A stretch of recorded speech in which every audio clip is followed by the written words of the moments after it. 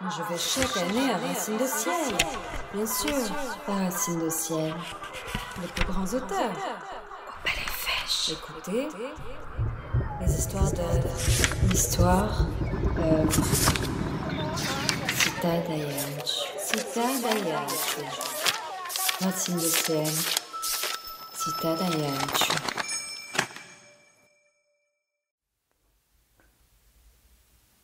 Bonsoir à toutes et à tous, je suis ravie de vous retrouver pour cette nouvelle proposition de Racine de Ciel.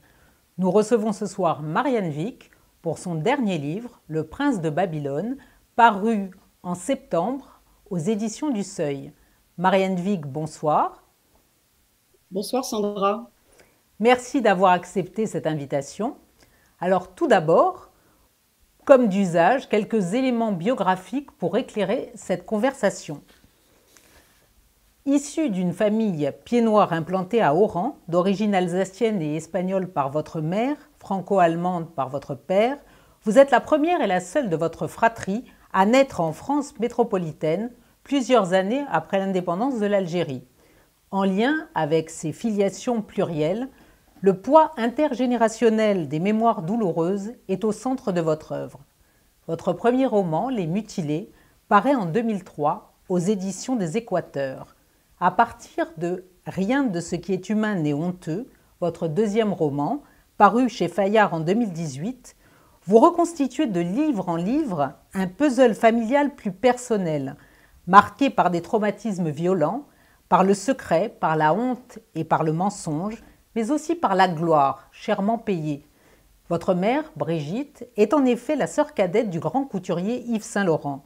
Cet oncle et parrain hors norme vous reçoit souvent dans l'appartement parisien qu'il partage avec son compagnon Pierre Berger, au 55 rue de Babylone. Après un troisième livre, Guerre et Père, publié en 2020 chez Fayard et consacré au destin atypique de votre père, Jean-Pierre Wick, vous faites aujourd'hui du plus illustre membre de votre famille maternelle, Saint-Laurent, la figure centrale de votre nouveau roman. Le Prince de Babylone, paru en septembre dernier aux éditions du Seuil, évoque ainsi de façon particulièrement originale, troublante même, la personnalité ambivalente d'une icône sur laquelle, pourtant, tout semblait déjà avoir été écrit. En filigrane du livre, autour d'Yves enfin rendu à son humanité, le lecteur découvre un monde qui se meurt, une époque qui disparaît, à l'unisson d'un être et d'une famille en plein délitement. Alors, en effet, j'ai fait une lecture, un résumé et une lecture du livre extrêmement juste. Il s'agissait pour moi de rendre à Yves son humanité, parce que il est tellement connu, c'est devenu un mythe, et tout mythe suppose un appauvrissement. Et en fait, j'ai pensé enrichir ce mythe de l'homme et surtout de l'enfant qu'il était. D'ailleurs, vous précisez bien en épilogue, et non pas en introduction du livre, qu'il ne s'agit ni d'une biographie, ni d'un regard. En effet, je n'ai pas du tout voulu faire une biographie. Il y en a plusieurs qui lui sont consacrées, dont certaines sont très bonnes, surtout par rapport à sa mode. En fait, en ce qui me concerne, je n'ai aucune expertise dans ce domaine. Donc, ce qui m'intéressait, c'était, et comme toujours d'ailleurs dans mes romans, c'est l'humain. Voilà, qu'est-ce qui se cache derrière la façade que l'on présente. Alors justement, au service, si j'ose dire, de cette entreprise de restitution de l'humanité d'Yves Saint-Laurent, vous avez adopté, comme dans beaucoup de vos œuvres, une rythmique assez particulière. Le livre est extrêmement dense et il s'articule sans véritable chronologie. Les pièces du puzzle s'emboîtent un petit peu au hasard ou suivant une logique interne, suivant le fil libre d'une sorte de révélation que vous invitez le lecteur à partager ou à découvrir. Un peu comme des étapes successives. C'est un modus operandi qui s'impose de lui-même dans votre travail. Oui, tout à fait, Sandra. En fait, la chronologie et moi, ça fait vraiment deux, si je puis dire. Et surtout, je voulais éviter le travers de la biographie. Une biographie digne de ce nom est forcément chronologique. Donc là, en renonçant à toute chronologie, je pouvais passer au roman. J'ai longtemps hésité entre ce que j'ai choisi, c'est-à-dire le narrateur omniscient, bien qu'il soit bicéphale, ce narrateur omniscient, ou alors utiliser le jeu comme si Yves écrivait son propre journal à la première personne, puisque j'avais à ma disposition, enfin j'ai à ma disposition des carnets inédits. Et finalement, j'ai trouvé que c'était plus juste de rester sur le narrateur omniscient, plus juste pour le lecteur. Et c'est d'autant plus intéressant pour le lecteur parce qu'effectivement, vous citez à plusieurs reprises des extraits des carnets d'Yves Saint-Laurent qui sont extrêmement à la fois poignants et en même temps significatifs et qui éclairent d'un jour totalement nouveau son parcours et surtout l'homme qu'il était. Mais avant d'en arriver plus précisément à cette humanité restituée, je voudrais qu'on commence par la première scène, puisqu'elle est directement en lien avec le titre du livre. Bon, le prince de Babylone évoque bien évidemment Yves Saint-Laurent, prince de la mode, en son royaume, l'immense appartement du 55 rue de Babylone, que vous avez bien connu. À la fin de sa vie, et c'est le début du livre, il est malade, il y vit reclus avec son chien Moujik et Sister Morphine, sa dernière compagne. Et il a ce regard d'enfant perdu, fixé en permanence sur ce que vous appelez son rosebud, hein, en lien avec le fameux film Citizen Kane d'Orson Welles.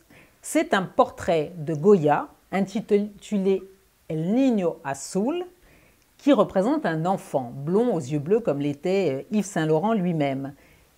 Et en tête, en regardant cet enfant, lui revient en mémoire cette mélodie, Caracol, la berceuse chantée par sa grand-mère Maria, qui arrivait d'Espagne. Car avant l'Algérie, il y a l'Espagne, seul socle fiable de la filiation. Celui-là même qu'il faudra effacer une fois célèbre. Chez Saint-Laurent, la haine de soi se confond aussi avec la honte des origines. Oui, en effet, l'Espagne, mais il faut imaginer ce qu'est l'Espagne à la fin du 19e siècle, surtout le sud de l'Espagne. C'est une terre d'extrême pauvreté, une terre de famine. Et donc, il y a beaucoup d'Espagnols de ces régions qui ont fait la traversée jusqu'en Algérie française, puisque c'était une nouvelle une colonie où on avait besoin de bras pour construire tout ce qu'il y avait à faire. Et c'est ainsi que donc l'arrière-grand-mère d'Yves, qui était une petite fille, a traversé avec son père et ses frères, mais qui sont morts en route. Sa mère aussi est morte. Donc, ils sont arrivés seulement tous les deux avec rien. Simplement un baluchon. Et c'est pour ça qu'on surnommait ces migrants. Finalement, chaque époque a eu ses migrants. On surnommait ces migrants caracoles, qui veut dire escargot en espagnol, puisqu'ils n'avaient que ce viatique sur leur dos. Alors justement, au commencement était l'Espagne, et pour continuer dans cette histoire familiale qui s'inscrit aussi dans une géographie, il y a ensuite l'Algérie. Vous écrivez d'ailleurs, page 51, « Tout a commencé en Algérie ». Quelle est la mémoire dont il porte le fardeau? Celle du contexte colonial et celle des femmes de sa famille qui ont survécu à cette violence. Yves Saint-Laurent est effectivement un pied noir honteux. Il n'aura de cesse que de rejeter tout ce qui lui rappelle sa terre natale, sauf quand elle se rappelle à lui, c'est le cas de le dire, au gré des événements. Dans quelle mesure, malgré tout, est-il véritablement déterminé par cette jeunesse oranaise fondatrice? et surtout par la masculinité, je reprends votre propre terme, de cette société coloniale extrêmement clivée, hiérarchisée, raciste et corsetée. Quelqu'un comme Yves, qui a toujours été fragile, qui est né fragile, et cette fragilité s'est accentuée à l'adolescence, surtout après qu'il a subi ce traumatisme que je relate dans ce livre. En fait, il ne pouvait absolument pas s'épanouir dans cette société extrêmement violente, où l'homosexualité était l'équivalent d'une condamnation à mort. C'est-à-dire qu'il a vécu cette transition entre l'enfance et l'adolescence et l'éveil de ses désirs sous la contrainte, dans l'obligation de taire tout ce qu'il ressentait, tout ce qu'il éprouvait. Et lui était attiré par les jeunes arabes. Or, en Algérie, les pieds noirs, pour la plupart, à l'exception de certaines personnes, ne les appréciaient guère, les considéraient comme une sous-catégorie là-bas. Il trouvera ensuite au Maroc son Éden et l'endroit où il peut vivre cette folie qu'il habite. Marrakech deviendra l'endroit où il va pouvoir s'épanouir. Marrakech qu'il avait découvert d'ailleurs grâce à Talita Ghetti en 1965, et ville dans laquelle il achètera une maison, un palais, ville dans laquelle il est enterré. C'est-à-dire que Marrakech, c'est l'exact opposé de ce qu'était Oran quand il l'a quitté, et c'est le refuge de beaucoup de ces heureux du monde et de personnalités qui vivent dans, pas une forme de décadence, parce que ce serait un jugement de ma part, mais qui ne s'interdisent rien. Donc il y a beaucoup de drogue, la sexualité, contrairement à ce qu'on peut imaginer dans ce cercle-là, évidemment, est très libre. Et là, il a tout loisir de vivre ce qu'il a envie de vivre en retrouvant les couleurs et les odeurs de l'Algérie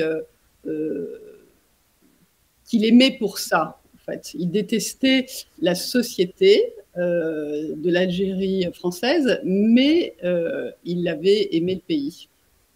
Oui, d'ailleurs, après la mort de son père, il a une espèce de nostalgie de ce pays perdu. Alors, était-ce vraiment du pays perdu ou de la période qu'il représentait, c'est-à-dire son enfance? Là, l'interrogation demeure. Oui, je pense qu'il, comme beaucoup de personnes nostalgiques, c'est davantage, plus que le lieu qu'ils ont quitté, c'est la période qui correspond. Et en fait, l'enfance d'Yves est un des rares moments de sa vie où il a été heureux. En fait, il a vécu jusqu'à l'âge à peu près de 6 ans. Il a vécu une enfance, voilà, une enfance insouciante. Oui, c'est en Algérie que se produit d'ailleurs, à l'âge de 6 ans, ce traumatisme fondateur qui déterminera, du moins sur le plan psychologique, sa destinée. Parce qu'il est petit garçon, il est dans les rues d'Oran, c'est la libération, nous sommes dans les années 40, et il aperçoit sa mère, Lucienne, qui virevolte en robe à pois dans les bras de djihadistes totalement inconnus. Cette image se gravera en lui de façon indélébile. En effet, dans le mythe Saint-Laurent, il y a l'image de la mère, donc elle s'appelle Lucienne, c'est aussi ma grand-mère, et donc Lucienne est supposée être une mère attentive, très aimante pour le jeune Yves. En fait, Lucienne a une histoire assez tragique et qui l'a privé de cette capacité d'aimer. Et donc, elle n'avait pas du tout d'intérêt pour aucun de ses 3 enfants. Elle ne pensait, comme bon, pas mal de femmes dans les colonies, à la façon dont elle allait se vêtir, aux soirées auxquelles elle devait se rendre, à ses amants, puisque c'était une femme extrêmement volage. Et donc, en fait, à très jeune, Yves a réalisé que cette mère était capable de s'intéresser à d'autres que lui. Et ensuite, il va y avoir la naissance de ses sœurs. Donc, ça va beaucoup le tourmenter. Et il n'aura de cesse de retrouver le regard de cette mère qui lui a tant manqué. Et en devenant célèbre et riche, voilà, il a intéressé sa mère. Et là, entre deux, il y a comme un pacte qui s'est établi pour nourrir cette légende. D'ailleurs, vous avez des phrases, des formulations très fortes en ce qui concerne la relation entre Yves et sa mère. Tout d'abord, au début, vous dites clairement, elle l'appelle ma petite crotte, elle appelle tous ses enfants comme ça, bon, c'est assez significatif. Yves n'était qu'un petit étron de plus, réduit à l'insignifiance à l'égal de ses sœurs. La mère n'a levé les yeux sur le fils que lorsqu'il est devenu célèbre. Et encore pire, si j'ose dire, la relation s'inverse. Elle s'inverse comment? Grâce à l'argent, effectivement, qu'il gagne quand il est devenu couturier. Vous écrivez « Il a fallu 15 ans à Yves pour assujettir Lucienne.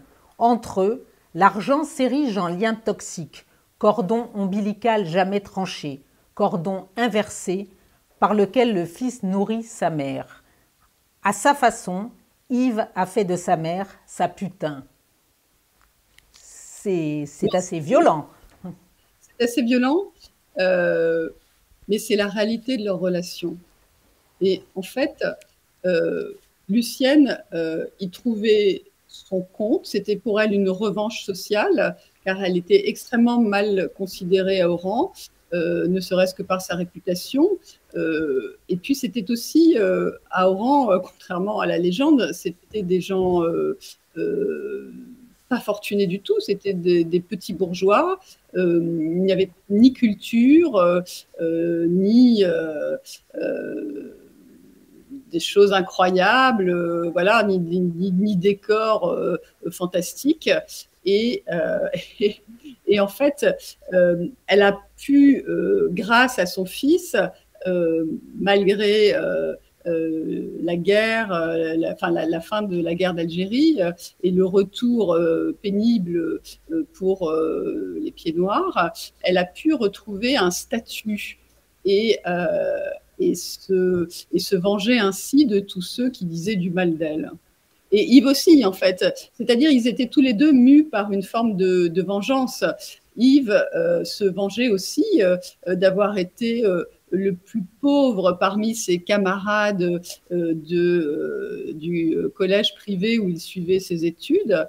Et c'était un contexte extrêmement hiérarchisé. Et plus que la naissance, il importait d'être fortuné. Et donc, c'est pour ça que vouloir devenir célèbre, pour lui, c'était le corollaire à l'idée de devenir fortuné. D'ailleurs, dans ce désir éperdu de réussite, il y aura ensuite la réécriture de l'histoire des origines, une sorte de scénario coécrit d'ailleurs avec Pierre Berger et auquel Lucienne va participer activement parce qu'elle se crée ce personnage de mère idéale. Elle s'invente aussi, elle qui est issue d'un viol, elle s'invente un père légionnaire amoureux, elle se rêve en enfant de l'amour en quelque sorte, et puis elle prétend même, alors ça a été souvent relayé d'ailleurs par les différentes personnes qui ont commenté la trajectoire professionnelle d'Yves Saint-Laurent, elle invente même ces fameuses confidences de Christian Dior, que Christian Dior lui aurait faites en privé, disant en substance qu'il avait désigné Yves Saint-Laurent comme son successeur. Or, vous expliquez que ça, c'est totalement faux. C'est encore, ça vient à l'appui de la construction de la légende. Alors, cela dit, oui, c'est faux. C'est faux, elle me l'a vraiment elle-même avoué. Et elle m'a expliqué pourquoi elle avait fait ça. Elle a fait ça parce qu'elle pensait que c'était trop pour son fils, qu'elle pensait plus fragile qu'il n'était réellement à cause de son homosexualité. Pour elle, le pire péché est un manque de virilité pour un homme. Et donc, elle associait ça à de la faiblesse chez son fils, alors qu'il était tout sauf quelqu'un de faible. Donc, en ce sens, a-t-elle eu tort de proférer ce mensonge, surtout qu'il a été répété. Bon, après tout, pourquoi pas? Ça a dû, d'une certaine façon, fortifier Yves. Voilà, j'essaye de pas... c'est très difficile, mais de ne pas trop les juger, car ils ont tous des circonstances atténuantes, comme tous les gens qui peuvent avoir beaucoup de zones d'ombre. Oui, d'autant plus que ça n'est pas certainement pas le mensonge qui a été le plus préjudiciable à Yves Saint-Laurent. Ce qui lui a été préjudiciable, c'est cette transmission des secrets familiaux de génération en génération. On ne va pas déflorer, c'est le cas de le dire, le contenu du livre, mais ce sont ces viols successifs, ce sont ces drames familiaux qui se répètent comme une sorte de malédiction. C'est véritablement ça dont il porte le poids. Tout ce qui a été petits arrangements avec la vérité ensuite, finalement, il s'en est accommodé lui aussi.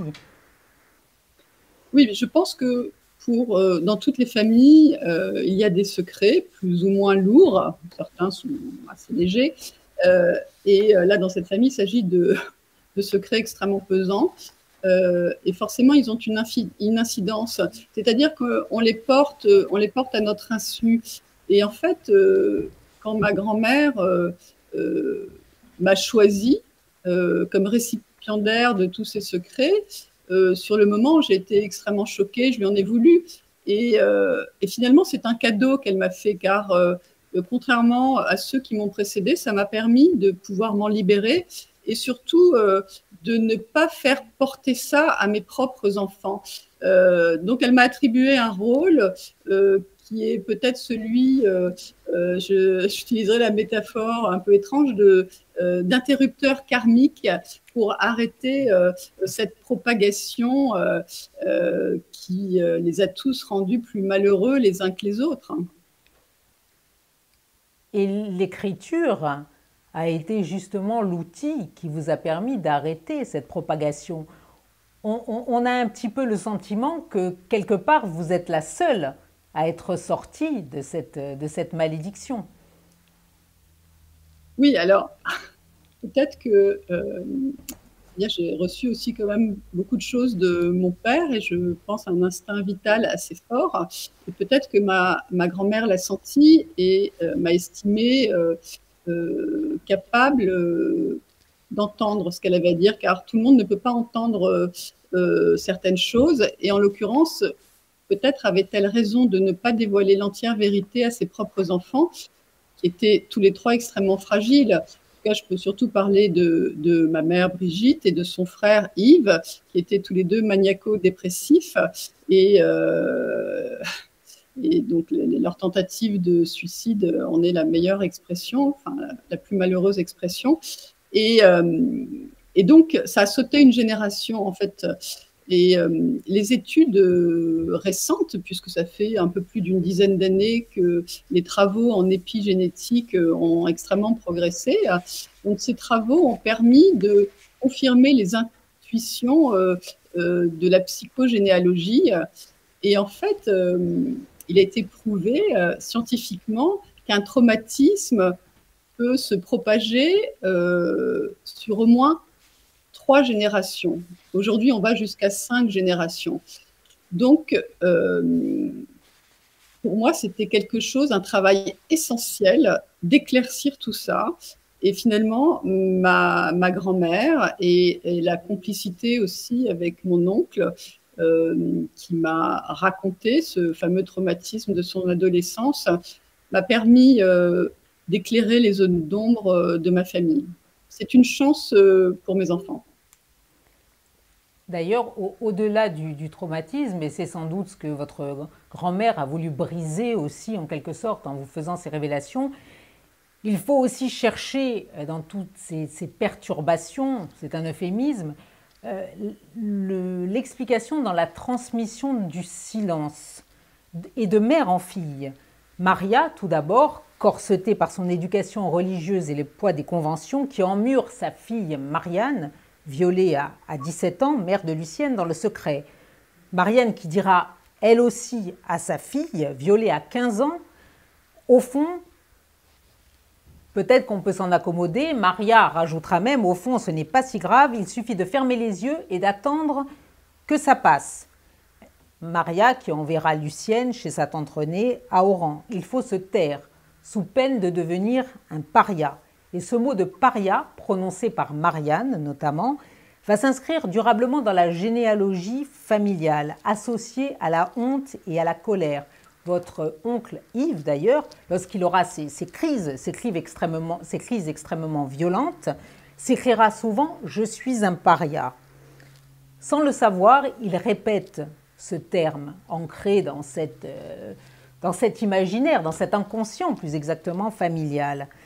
Votre grand-mère s'en est libérée en vous révélant ce poids. De quelle manière, avec le recul des années, appréhendez-vous maintenant cette lignée de femmes qui a porté ce secret tout en étant presque, comment dirais-je, liées par une forme de solidarité? Oui, alors, je ne vous cache pas, chère Sandra, qu'à un moment, je me serais bien passée de cette solidarité, d'autant plus que c'est ma grand-mère qui a choisi mon prénom et qu'elle a choisi Marianne. Donc, vous imaginez quelle fut ma surprise, pas forcément agréable, en apprenant toute cette histoire. Donc, il était urgent d'en faire quelque chose et en tout cas de rétablir une vérité, j'aime pas tellement ce mot, mais enfin de rétablir des faits et au-delà, oui, écrire l'histoire, pas réécrire l'histoire, mais écrire l'histoire de ces femmes qui, certaines ont peut-être été assez monstrueuses, mais elles ont toutes été extrêmement courageuses. Et à propos de ces femmes, justement, vous écrivez « À défaut d'amour, le cercle familial génère une force clanique. Elle est du côté des femmes. Le pilier de ce gang matriarcal, c'est Renée. Après avoir sauvé Marianne, puis Lucienne, elle va inspirer Yves et le soustraire à la médiocrité à laquelle son milieu le prédestine. » Alors Renée, c'est la grande-tante d'Yves Saint-Laurent, qui a épousé un banquier et qui évolue donc dans ce que vous appelez la Café Society d'Oran. Quel rôle va-t-elle jouer? Et pourquoi avez-vous voulu la mettre en lumière? Parce qu'elle a été oubliée, Renée. Et d'une certaine façon, elle a été complètement mise de côté, alors qu'elle est essentielle, elle est fondamentale. Quand on parle d'Yves, on ne peut pas le faire sans évoquer sa tante Renée. Alors, la légende Saint-Laurent la met de côté, car finalement, avant d'être une riche veuve et de se remarier avec une personnalité du monde des arts à Oran, elle était domestique. C'est comme ça qu'elle a rencontré son premier mari. Mais c'était les deux sœurs, Marianne et Renée, donc les filles de Maria, la migrante espagnole. Ces deux filles ont bénéficié d'une excellente éducation à la Légion d'honneur, hein, puisque leur père en était décoré. Et elles avaient aussi la beauté pour seul viatique. Et donc, en fait, grâce à son physique, nous sommes déjà dans les apparences, hein, puisque ce livre, comme les précédents, c'est aussi pour cesser avec cet héritage de l'apparence. Voilà. Et donc, en tout cas, la tante Renée en a fait un bon usage puisqu'elle a trouvé un riche mari et c'était malheureusement une façon de survivre pour les femmes pauvres, à la limite de l'indigence, hein, puisque Maria, devenue Marie, en ayant épousé son légionnaire, s'est retrouvée veuve et avait à peine de quoi éduquer ses propres filles. Donc elle a été, finalement, c'est comme si elle avait été mandatée par sa mère pour faire ce beau mariage. Et elle a entraîné ensuite sa jeune sœur Marianne en lui trouvant un mari au-dessus de sa condition sociale, et ainsi de suite. Voilà. Et donc ensuite, elle a effectivement aidé la jeune Lucienne. Et surtout, elle a contribué à sortir Yves de son milieu où il n'y avait, je le répète, aucune culture, il n'y avait pas de livres, rien, ni la musique, ni les arts n'étaient au programme dans la modeste maison d'Oran où cohabitaient deux familles. Renée, finalement, s'était installée aussi à Oran, mais elle avait épousé le directeur de l'opéra, et donc chez elle défilaient toutes les gloires qui venaient de métropole faire leur tournée dans les villes de l'Algérie française.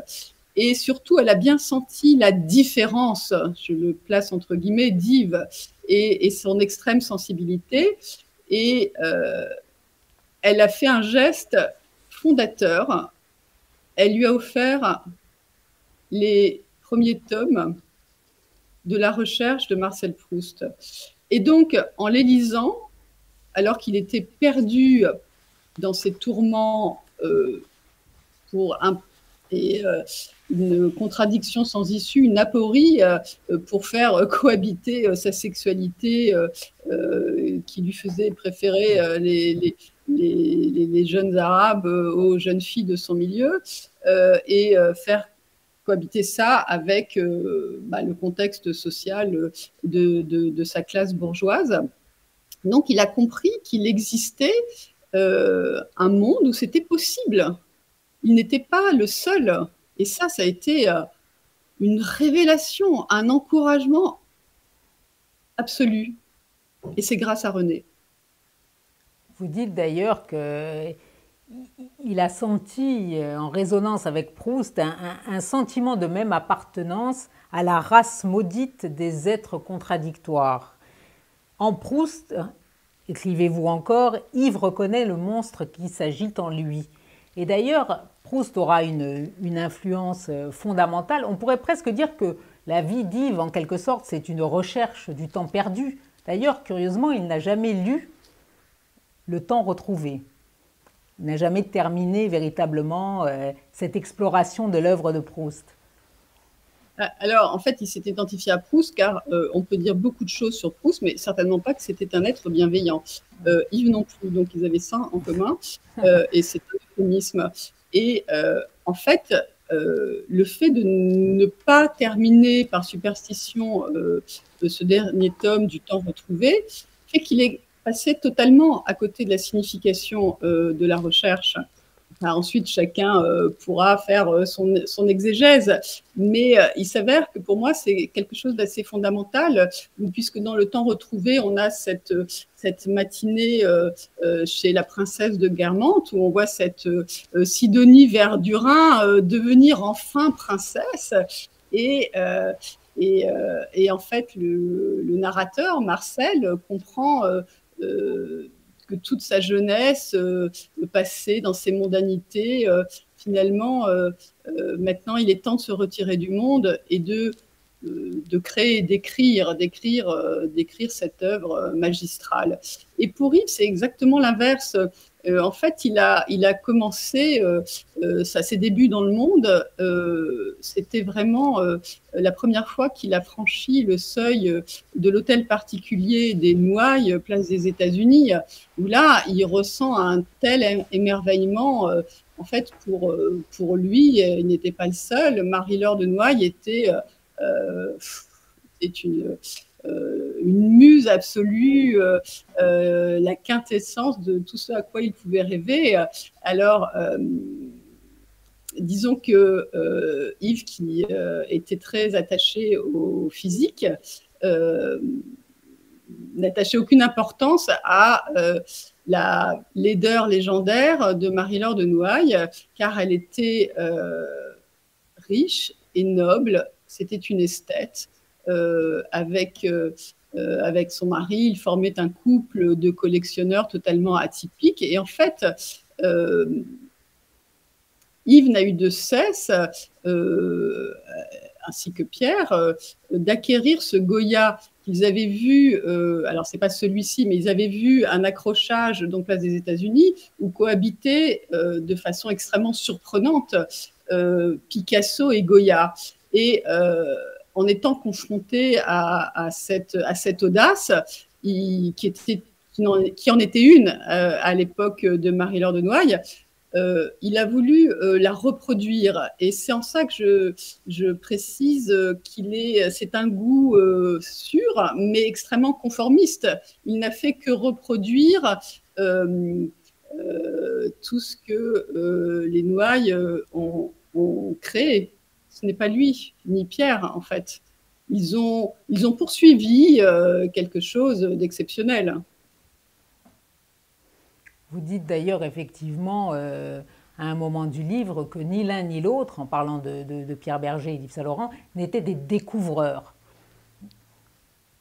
Des découvreurs de talent ou des découvreurs...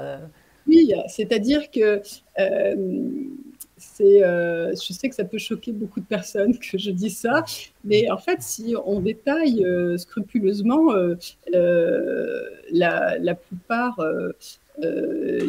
des créations mythiques comme la robe Mondrian, les collections Picasso, cette robe du soir avec un oiseau de Braque sculpté sur l'épaule, les broderies des tournesols de Van Gogh sur les vestes du soir, en fait. Tout ça, ça relève de l'appropriation, même le smoking, en fait, puisqu'il adorait ces héroïnes de films noirs telles que Marlène Dietrich. Et donc, il avait cette image qui le fascinait de Marlène en smoking avec son fume-cigarette. Et il l'a réinterprété. C'est vrai, il a permis aux femmes de se vivre comme telles, mais ce sont ses fantasmes à lui. C'est en aucun cas pour libérer les femmes. Ça fait vraiment partie du mythe, j'appelle ça du marketing, comme on dit aujourd'hui. Et dans cette opération de marketing, alors on a parlé de l'effacement des origines et de l'oubli de certaines figures centrales. Il y a aussi, je voudrais qu'on en parle parce que c'est un des seuls personnages sympathiques de ce roman. Il y a le père d'Yves Saint-Laurent, Charles Mathieu Saint-Laurent, enfin du moins celui dont il porte le nom, puisque nous apprendrons dans le cours du livre que ni Yves ni Brigitte, votre mère, ne sont les enfants biologiques de Charles Mathieu Saint-Laurent. Quoi qu'il en soit, Charles est une des rares personnes qui portera un regard bienveillant et un regard humain sur Yves Saint-Laurent, qui l'aidera d'ailleurs, ça n'est mentionné quasiment nulle part, mais qui lui permettra de rencontrer Michel de Brunoff, qui l'introduira auprès de Christian Dior. Pourquoi avez-vous voulu restituer, redonner une place dans cette histoire et dans cette saga exceptionnelle d'Yves Saint-Laurent à cette personne, à ce personnage? Comme de la même façon que René a été oublié, Charles a été partiellement gommé. En fait, vous avez utilisé le mot bienveillant à bon escient en ce qui concerne Charles. Et j'en témoigne parce que même si c'était mon grand-père et malgré l'absence de lien du sang, c'était un grand-père merveilleux. C'était un homme extrêmement bienveillant qui n'avait aucune ambition et c'était peut-être le seul de cette famille qui n'avait pas de revanche à prendre. Et Donc, c'était très agréable d'être à ses côtés. Il était aimant et il se fichait bien de savoir si son fils était son fils ou pas. C'était son fils. Il s'est toujours inquiété pour lui. Il a toujours su rester en retrait pour ne pas... c'est-à-dire qu'il a bien senti, en fait, c'était la douleur secrète de Charles. Il a bien senti qu'il faisait honte à son fils parce qu'il a toujours gardé jusqu'à la fin de sa vie un fort accent pied-noir. Et dans un certain milieu, c'était totalement proscrit. Donc, vous imaginez bien que Yves Saint-Laurent, en tant qu'Yves Saint-Laurent, et pas en tant qu'Yves le fils, mais Yves Saint-Laurent ne pouvait pas tolérer un père avec l'accent pied-noir et qui n'avait pas les manières soi-disant exquises d'un certain milieu. Alors, il y a une anecdote très touchante que vous décrivez dans le livre. Au moment où, en 1985, Yves Saint-Laurent reçoit la Légion d'honneur, il s'adresse à son père en lui disant bah, « tu aurais peut-être voulu avoir des petits-enfants ». Enfin, il évoque son homosexualité et son père lui répond « mais ça n'a strictement aucune importance ». Donc, Oui. Voilà. Voilà, c'est-à-dire que Charles était non seulement bienveillant, mais extrêmement ouvert d'esprit, contrairement à tous les autres qui l'entouraient.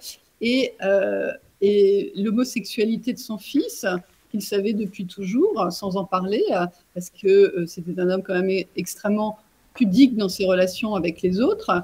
Il était d'une tolérance absolue. Il n'en a jamais tenu rigueur à son fils. Et en fait, Yves, alors que c'était la fin de la vie de Charles, en a pris conscience. Et c'est un moment terrible pour lui de constater ce rendez-vous manqué avec le père. Et je crois que ça a accéléré sa chute. Alors, ce livre est extrêmement poignant à travers tout ce que vous décrivez, et d'autant plus intéressant que ces anecdotes, vous êtes la seule à en être détentrice. Je voudrais que nous évoquions en quelques mots votre relation personnelle avec votre oncle Yves Saint-Laurent.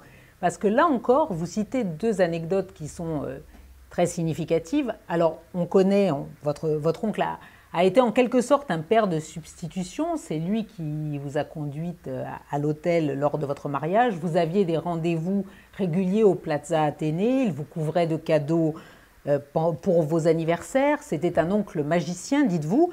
Mais c'était aussi quelqu'un d'extrêmement manipulateur. Et vous citez deux anecdotes. L'anecdote de votre passion pour la danse qu'il a encouragée alors qu'en fait c'était le moyen de parvenir à autre chose pour lui, et l'anecdote du costume que vous lui avez demandé de réaliser pour un bal dont le thème était Sissi l'impératrice.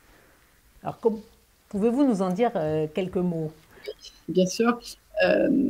En fait, je raconte ces deux anecdotes, mais Yves, je l'ai d'abord regardé avec des yeux d'enfant, c'est-à-dire un regard où n'entre pas du tout en compte la célébrité, l'admiration. C'était un regard aimant. Et ensuite, forcément, avec la maturité, ou l'absence de maturité, plutôt, le jugement est intervenu et c'était plus compliqué pour moi. Et justement, il s'agissait aussi à travers ce livre de dépasser tout ça et de retrouver tout ce qui a été positif aussi dans notre relation. Alors là, effectivement, ce sont deux anecdotes, et notamment celle du bal, qui ne sont pas vraiment en sa faveur, mais qui expliquent l'homme qu'il était. Et voilà, j'étais déjà mère de famille et j'ai cette invitation à un bal, donc avec le thème de Sissi impératrice, donc je vais le voir. Et je lui dis, écoute, est-ce que tu peux me faire un costume pour ce bal? Et puis, je vois à Samou que ça ne lui plaît pas du tout, que le thème, vraiment, et donc il sort une de ses vacheries coutumières, mais tu n'as plus l'âge des crinolines. Alors, merci. Et bon, j'étais encore quand même très jeune. Et parce que lui était déjà parti vers son fantasme. Et son fantasme, c'était évidemment pas Sissi impératrice, mais c'était Élisabeth d'Autriche, dans le film de Luchino Visconti, Le crépuscule des dieux, incarné par Romy Schneider. Et on la voit chevaucher aux côtés de son cousin, Louis II de Bavière, et elle est en tenue, sa tenue d'écuyère. Et donc, voilà, il a dessiné pour moi une magnifique tenue d'Amazone. Et évidemment, forcément, bon, quand je suis arrivée, tout le monde a trouvé ça magnifique. Bah forcément, c'était griffé Yves Saint Laurent, donc ça ne pouvait être que sublime. Et j'ai joué le jeu, mais je me suis sentie, c'est ce que j'essayais d'expliquer, très très mal, parce que ce qui m'intéressait, c'est d'avoir une robe à crinoline, d'être aussi possiblement quelqu'un à la cour, voilà, à Vienne, dans un bal. Et là, c'était hors sujet, en fait. Donc, et ça, c'est un cas particulier, mais qui explique ce qu'il a fait en général dans sa mode. C'est-à-dire, c'est pas pour les femmes les mettre en valeur, ce sont ses propres fantasmes qu'il applique aux femmes. Et en fait, notamment, il y a quelque chose qui a été assez, à mon sens, mal interprété, c'est la blouse en mousseline transparente. Donc, quand il dévoile les seins d'une femme, plus ou moins subtilement derrière une blouse en mousseline, en fait, on trouve ça génial, mais il faut voir ce qui est à l'origine de cette démarche. Et en fait, ce n'est pas du tout un truc de libération de la femme, puisqu'il faut savoir que Lucienne n'a pas allaité ses enfants. Donc, pour Yves, un sein, ce ne sera jamais un sein maternel, c'est un sein sexuel. Donc, en fait, plus les femmes attireront le regard des hommes, plus lui, par cette forme de triangulation, aura d'amants fantasmés. Et que vous reste-t-il aujourd'hui, non pas d'Yves, non pas de Saint-Laurent, mais de l'oncle, tout simplement? Ah là, si vous me dites l'oncle, forcément, j'essaie de revenir à mes émotions de petite fille, et j'ai de très beaux souvenirs. Petite fille, d'ailleurs, quand j'étais à ses côtés, soudainement, je devenais quelqu'un d'important, alors que, bon, c'était plus compliqué dans le reste de ma famille. Et surtout, aussi, il y a un moment clé. En fait, quand je suis rentrée à l'université, c'était assez compliqué pour moi. Et en fait, j'ai été frappée d'ostracisme par les autres sans en comprendre la raison. Et c'est là où il m'a raconté ce qu'il avait subi lui-même, un peu plus jeune que je ne l'étais, dans son adolescence. Il a été le seul à m'écouter, à m'entendre, à me donner du courage pour affronter ça. Et il m'a donné les moyens d'avancer, alors que ça aurait pu me freiner. Voilà, donc je suis extrêmement redevable pour ça. Et pour d'autres choses aussi, évidemment. Et d'ailleurs, je dirais quasiment en conclusion de cet entretien, que Yves Saint Laurent fait partie, à travers le puzzle et les blancs de cette généalogie, de ces enfants tristes, non désirés, non aimés, qui jalonnent l'histoire de cette famille. C'est véritablement l'image qu'on garde, et ça entre en résonance avec la scène du début. Ce moment où il regarde ce Goya, ce portrait d'enfant.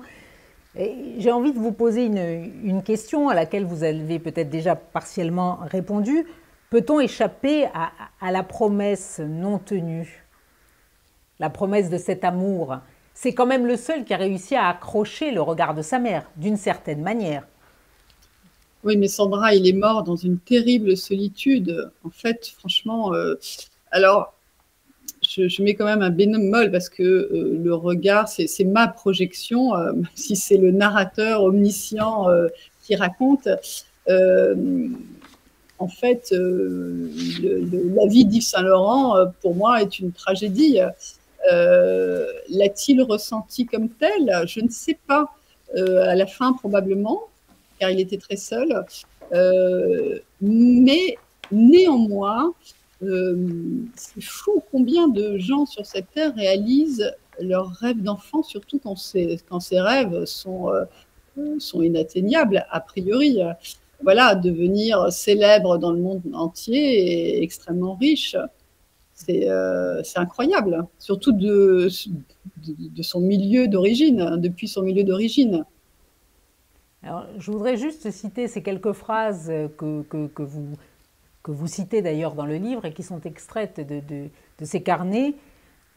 Le bleu est la couleur du bonheur, la couleur du ciel de Marrakech, un bleu indéfinissable, bleu comme les yeux de maman. J'ai ouvert les yeux sur du bleu, sur un regard bleu, sur un ciel d'azur.